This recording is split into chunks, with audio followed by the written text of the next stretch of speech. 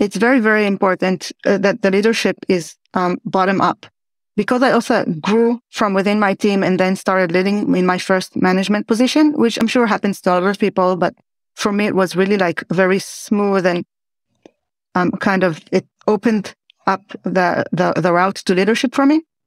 There's something about leading together with the people in a very in kind of harmony and synergy and leveling with the people that you're leading in the most basic and maybe cliche way, but in a very truthful to yourself way, that really helps you motivate yourself and your team in a very natural way. Welcome to 20-Minute Leaders. Just sit back, relax, and learn from the leaders of today. It's a journey. Each one is different, unique, inspiring. Let's get started. 20-Minute Leaders is a proud supporter of Make-A-Wish Israel and Tech to Peace, and is in proud collaboration with Secret Chord Ventures, J Ventures, Riverside FM, Fusion VC, Birthright Excel, J Impact, Leap, Google for Startups, and Hippo, and in media partnership with CTech. Welcome to 20-Minute Leaders. This episode is really what 20-Minute Leaders is all about. It's about leadership. Meet Lilach Ritter, the R&D group lead at vcita. Lilach is a group lead at vcita, a firm dedicated to enabling small businesses and helping entrepreneurs achieve independence and success. She believes in social equity, accessibility, and reducing social and gender disparities. Lilach rose to management in a fast-paced startup a few years ago. She loved the action, intense collaboration, and feeling of accomplishment. She was often the lone woman in her position, and she struggled to keep her voice and trust her intuition in difficult situations. Bottom-up leadership, openness, full partnership, and trust allow us to be authentic, says Lilach. Lilach worked as a pastry cook in patisseries and a gourmet catering firm where she met her partner. They have a 7-year-old daughter and twin 4-year-olds. Lilach Ritter, welcome to 20-Minute Leaders. How are you today?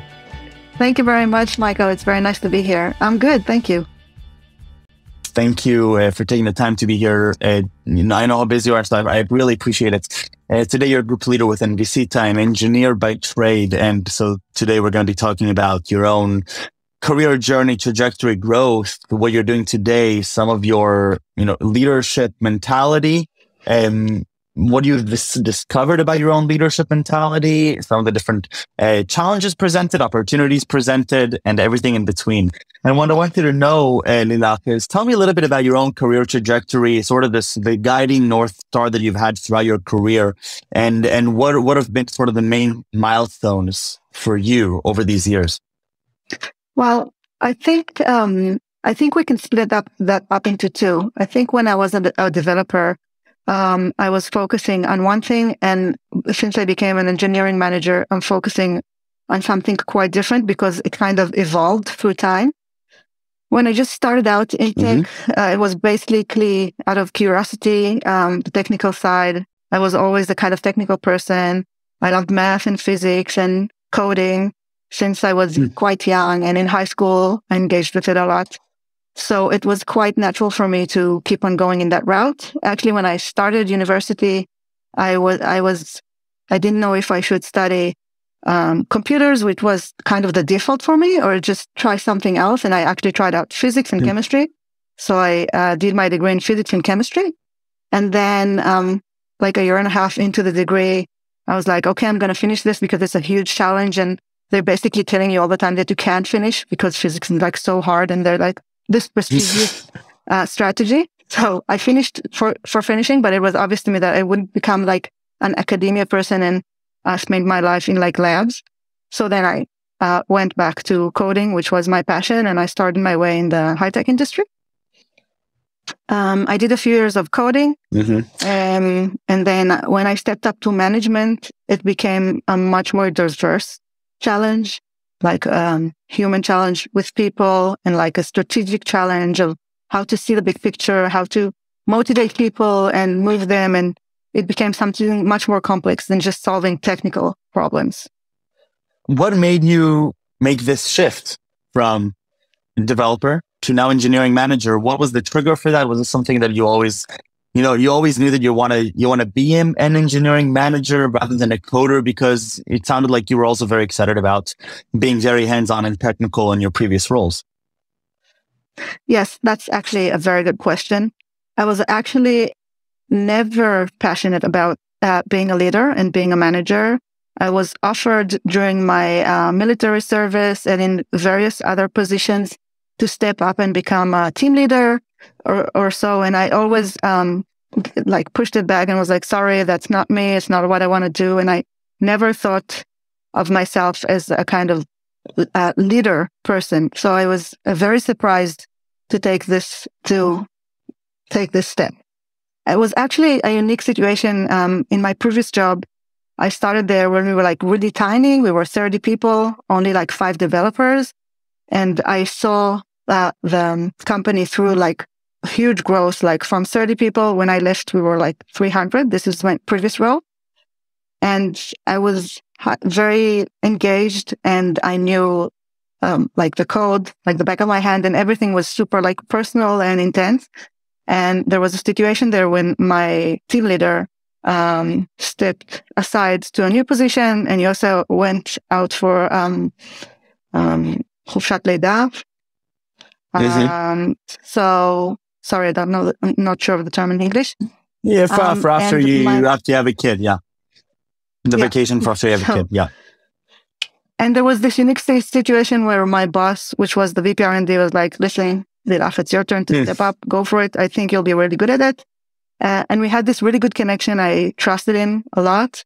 And I was like, okay, I'll give it a go. I'll do this for a few months. Like, they need me. My team needs me. The product needs me. I'm super engaged. So I'll just do it for a few months until we find someone else, and then I'll be done with it. And I just like fell in love quite instantly with the role and the responsibility and like the huge rush that it gives you. I was very surprised for the first 3 months. I was like very surprised of my enthusiasm in the job, but it was just amazing.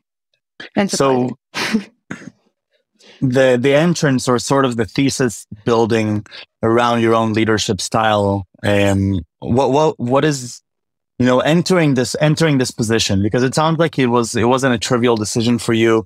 It was something that you were contemplating, and then I'm sure that once the opportunity presented itself, you were thinking about it quite a bit, what type of leader you're going to be. Walk me through some of the thought process of what type of leader you set out to be as an engineering manager. So that's actually a very good question that I've been like contemplating and thinking about ever since the first day I stepped up to management.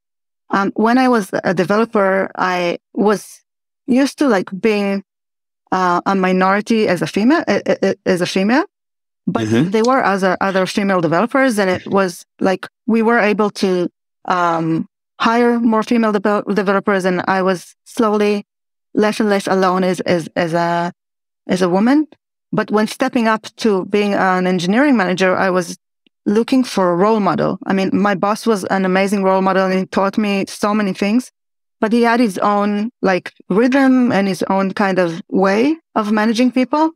And it was very important for me to find a woman leader to look up to, because I did feel that there was something different about like the way that you lead. And of course, it's also very personal. Like each person is very different, but there's also something about being like a female leader. It's something very soft and not very easy to put your finger on, but there is something a bit different. And I was really set up to find this role model so I could learn from someone and try that way to find my own way. So I was very busy looking for this role model, and I didn't really find it. I mean, I could find it a bit here and a bit in another place, but there wasn't like this real person that I could really look up to. So it was kind of finding my own way. And in some ways, I'm still finding my own way in how to lead in a very like honest and true to myself way. Why? So I get the perception of difference, and obviously I'm sure that there's difference in leadership mentalities, perhaps between men and women. Where as you continued thinking about it, were you able to put your finger on some of those differences as you became sort of more convicted on your own leadership style, and you started also conversing with other female leaders in tech? What are there some differences that you're understanding on a higher level? Yes, I think, at least for me, it's very, very important that the leadership is bottom up. Because I also grew from within my team and then started leading in my first management position, which I'm sure happens to other people, but for me, it was really like very smooth and it opened up the route to leadership for me. There's something about leading together with the people in a very in kind of harmony and synergy, and leveling with the people that you're leading in the most basic and maybe cliche way, but in a very truthful to yourself way, that really helps you motivate yourself and your team in a very natural way. And I think in some ways, there's some traits that can be perceived as more feminine, more soft, or more motherly like. That when all of your other peers are men, sometimes you just get tagged as the more mother-like figure that's more soft and hugging and not firm enough, and not, you know what I'm saying? It's very, again, it's very hard to put exactly your finger on it, but it's something of that sort. No, I understand. And I'd have to say that I'm if I look at my own leadership style, it's very much similar to what you were mentioning about sort of this bottoms up approach and trust building, etc. So perhaps, I'm definitely more aligned with that. I think that part of the categorization of the differences between men and women, I think that, obviously it's bad to generalize overall, and it's something that I don't think it's helpful, because then you get into some dangerous territory where you're putting on labels on people and you're creating expectations that aren't necessarily true. I mean, every person is individual, whether they're men, women, or whatever, and anybody can be a fantastic leader. And some men can be feminine, and some women can be masculine, and it's all beseder. And what I'm curious about your experience is that as you're now a female leader, that in today's world, statistically speaking, is still a minority in a leadership setting. What insights do you have about sort of this dissonance between sort of this overall mission that all of us have in sort of equalizing the playing field and creating equal opportunities, regardless of your background or your gender, versus now you're actually experiencing firsthand? So what insights are you coming into this conversation with now that you've had some mileage as a female leader in this position? Yeah, that's a good question. I think I'm going to quote the CEO and founder of the company I'm working for now, vcita, Levy. I read an interview that he did once, I think in the very early stages of the company. And he said something very simple there that really got to me. He said that one of the first hires he did for a very senior management position was a woman. And he said, once you hire one senior manager that's a woman, the other women will follow, because they would just feel more comfortable. And it's very simple, but it's true. Once you create an actual diverse place of work, that it comes from the management and all the way down, the minorities will feel more comfortable coming to interview, will feel more comfortable in the interview process, and will feel more comfortable coming to work every day. It's basically as simple as that. Interesting. And so, if we try to sort of reverse engineer bottoms up approach, why that creates such a strong impact? What's your rationale for that? What do you mean?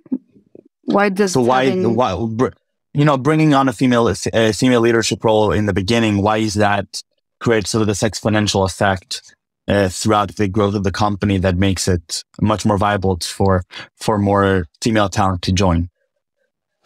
Because I think as a woman, you do feel more comfortable being interviewed, at least for some of the process. You're always interviewing with 3 or 4 people throughout the process when you're interviewing for a high-tech company. That's usually how it works.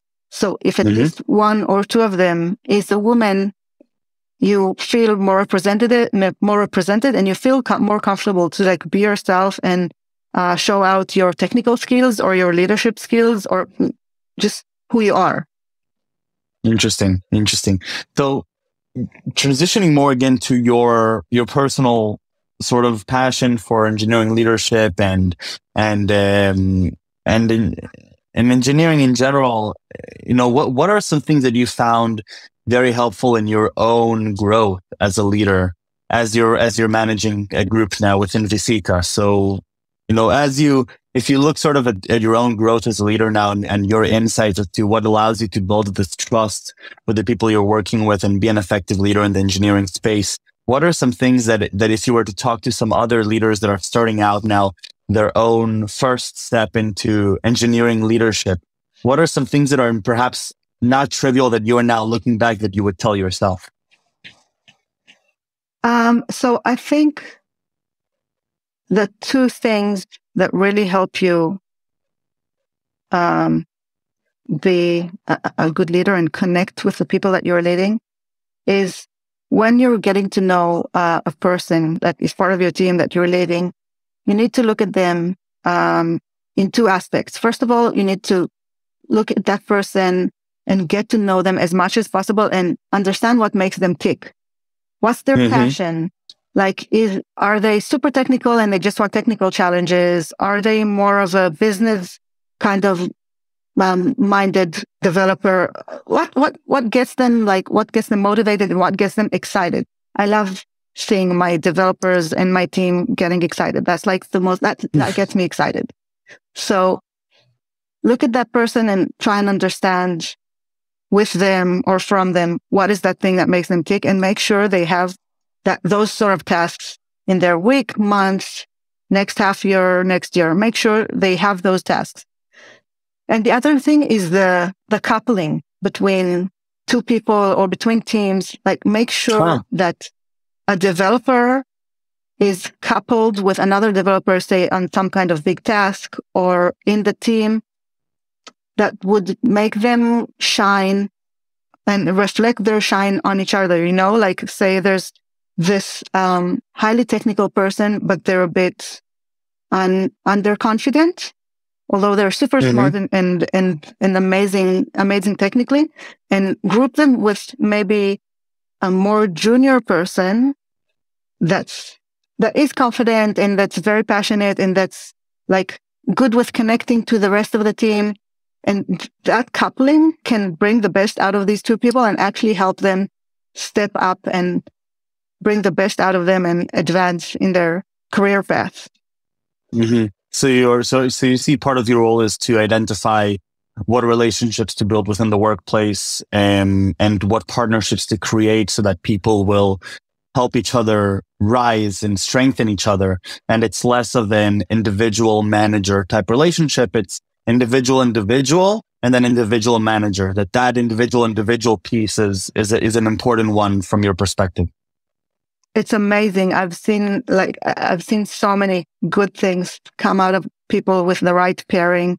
It's not always a pair. It can be also a trio or just a small team of like 3-4 developers, but the interaction it's priceless. Interesting. And so that process, do you usually do, how do you get that dating to work within the workplace? How do you identify whether a match will be a successful one? Yeah, that's a good question. You need to, in my last space, because I was there for so long and I knew my developers very well.